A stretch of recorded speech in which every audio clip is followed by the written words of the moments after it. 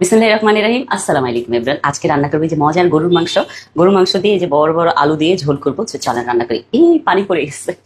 দেবো হলো তেল। গরুর মাংস না, তেলটা একটু বেশিই লাগে।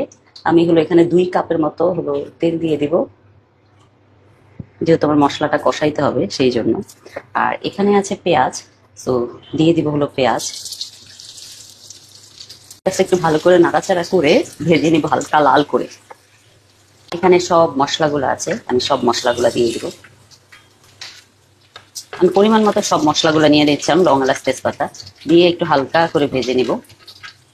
ভেজে হলো ফার্স্টে আমি দিব হলো লবণ, কারণ লবণটা দিলে হবে কি, আমি যখন অন্য মশলাগুলো দিব তেলটা ছিটবে না। তো আমি 2 চামচ লবণ দিয়ে দিলাম। তারপর হলো দিয়ে দিব আদা বাটা। আমার ওখানে 2 কেজির মতো গরুর মাংস, তো আমি আদা বাটা পরিমাণ মতো দিয়ে দিব। 4 চামচ আদা বাটা দিয়ে দিলাম।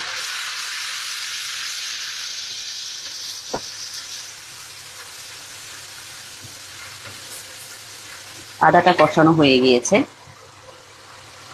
এখন আমি দিয়ে দেবো হলো রসুন বাটা। আদা বাটা যেহেতু একটু বেশি দিয়েছি, রসুন বাটাটা আমি একটু কম দেবো। 2 চামচ 3 চামচ রসুন বাটা দিলাম।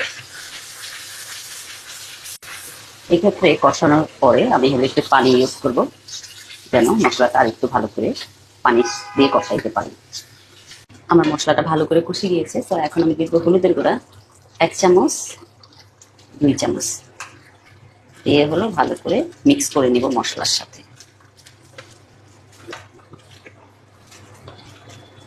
এখন দিয়ে দেবে এই গরুর মাংসগুলা। তো গরুর মাংসটা দেওয়ার পরে আমি মশলার সাথে গরুর মাংসটা ভালো করে মিক্স করে নিব। এভাবেই আমি কষতে দেবো এই গরুর মাংসটাকে অ্যাটলিস্ট 20 মিনিট। 20 মিনিট পর ঢাকনা খুলে ফেললাম। এত সুন্দর একটা কালার হয়েছে। এর মাঝখানে আমি একবার নাড়াচাড়া করে দিয়েছিলাম, তো এই যেভাবে তেল উঠে গিয়েছে মাংসতে, আমার মাংসটা ভালো করে কষানো হয়ে গিয়েছে। তো এখন আমি দিয়ে দিব হলো পানি। হলো 1 মগ, আমি টোটাল 3 মগ পানি দিব। 3 মগে হবে না আমার মনে হচ্ছে। 4 মগ পানি দিয়ে দিলাম। দিয়ে হলো আমি সুন্দর করে মাংসটাকে নাড়াচাড়া করে দিলাম। আমি এখন আরো 10 মিনিট এটাকে রান্না করব ঢাকনা দিয়ে। গরু মাংসটা ঢাকনা খুলে ফেললাম। এখন আমার যেটা করতে হবে, এই বড় বড় আলুগুলা দিয়ে দিব মাংসের মধ্যে। জি মাম্মা। আমার বেবি আইসা কতক্ষণ পর পর মাম্মা মাম্মা বলে ডাকে। জি করে যা নিচ্ছি নিচ্ছি করে নিচ্ছি। তারপর আমি একটু